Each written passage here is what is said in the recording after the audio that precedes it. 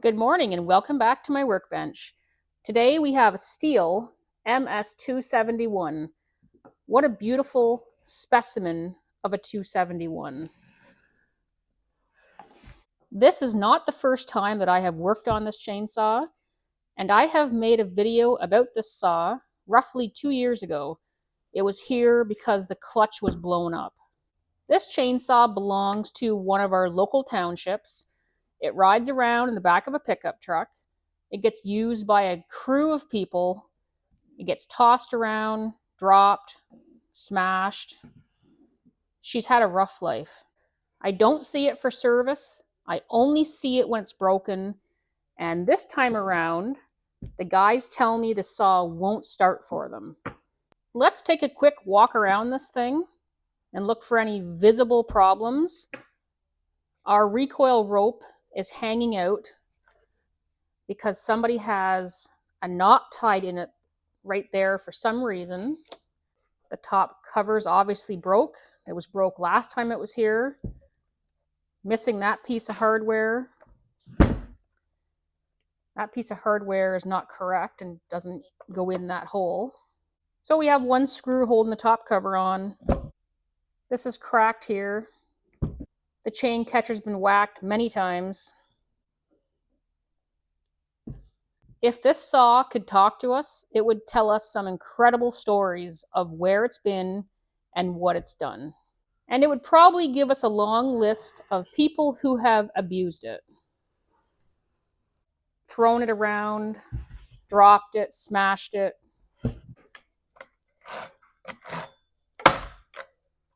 The chain brake works.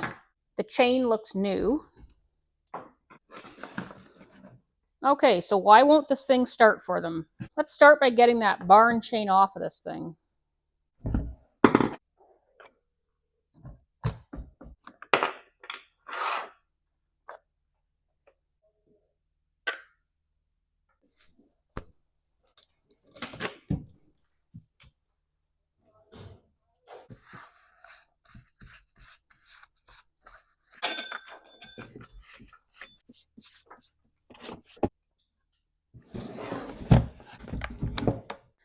Clean cup.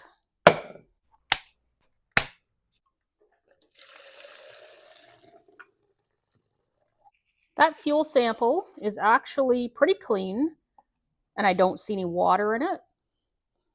It smells good. It smells like good gas should smell.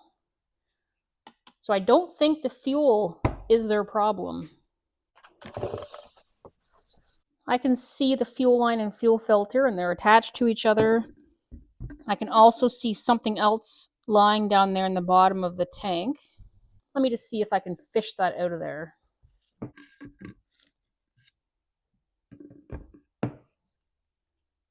So we have that laying down there in the bottom of the fuel tank. So the fuel line and fuel filter are intact. I wonder if that fell out of one of their jerry cans maybe.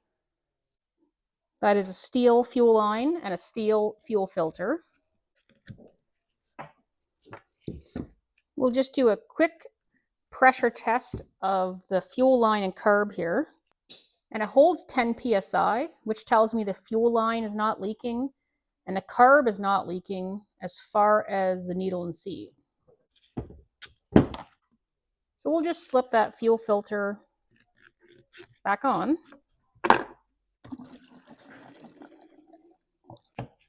I guess we'll just pop outside and see if this thing will do anything for us. They said it refuses to start. Meet me outside.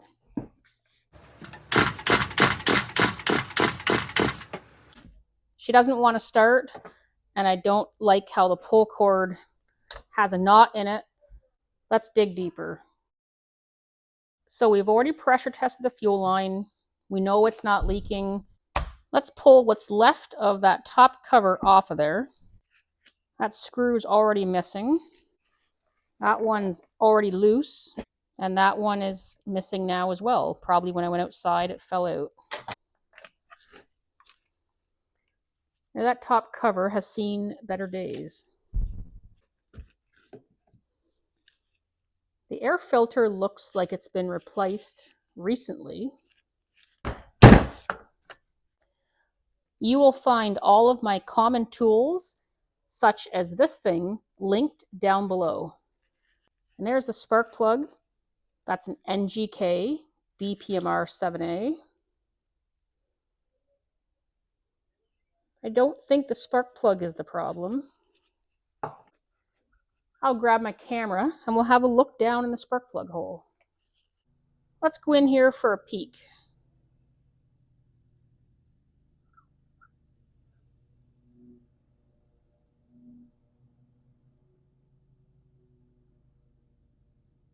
It's not looking real good in here.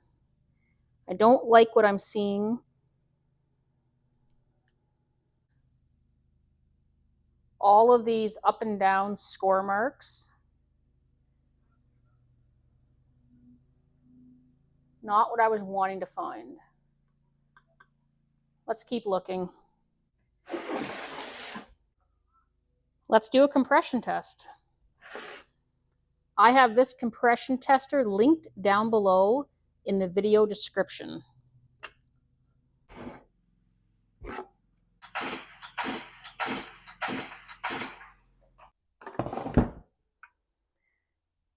Well, we're looking at about 90 pounds of compression.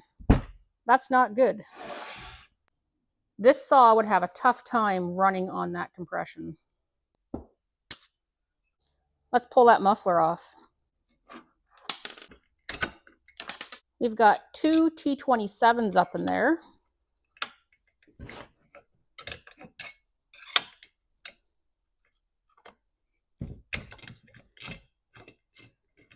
Neither were very tight. Uh-oh. Let's have a look in the exhaust port.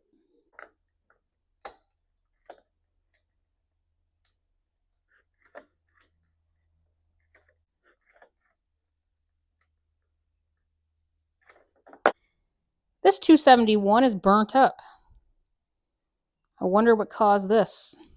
Well, what the heck happened to this thing?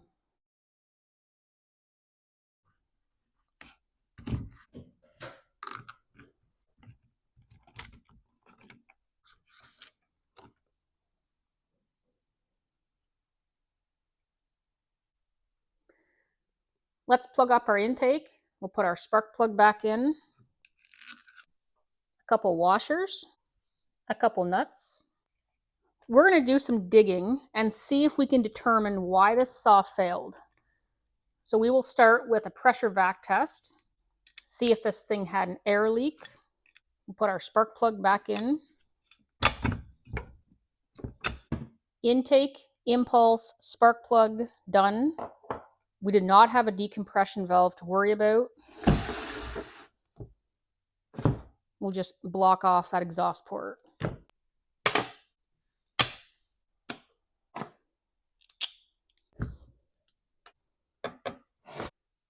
We're going to pull vacuum first.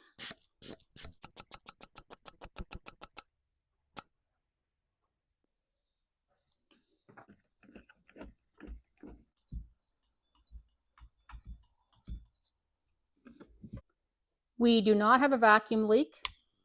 Let's go to pressure. Half a bar.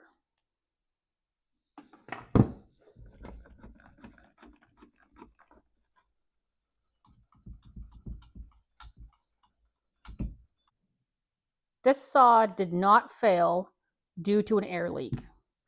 We hold vacuum, we hold pressure, no problem.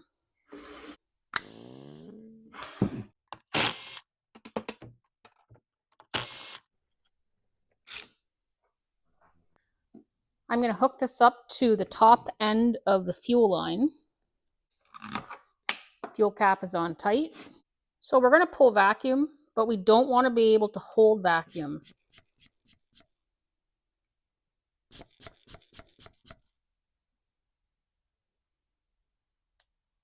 So our tank vent is working just fine. Let's open this carb up and take a look.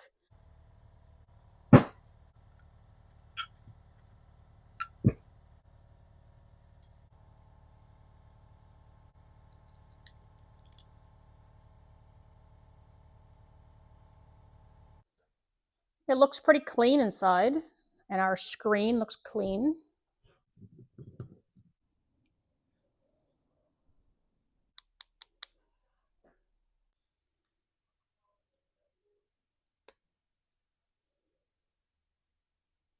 That diaphragm is not in good condition, wrinkled with a memory.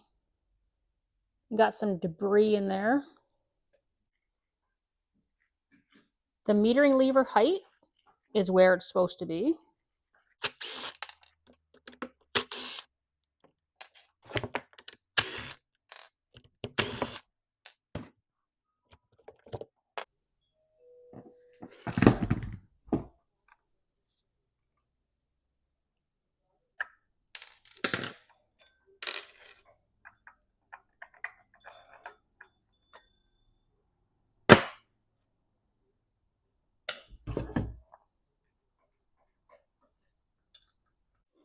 So what caused this chainsaw to fail? It pressure vac tests, no problem. The tank vent is working. The saw was in need of a carb service. And something else that stands out to me here is we have an air filter that's been recently replaced. And we have a new chain on it. I wonder what the old chain and the old air filter look like. If you run this saw in this heat with a stuffed up air filter and a dull chain, that is a recipe for a brand new chainsaw. And I have a feeling that's what happened here. My autopsy report is going to read, this saw was worked to death.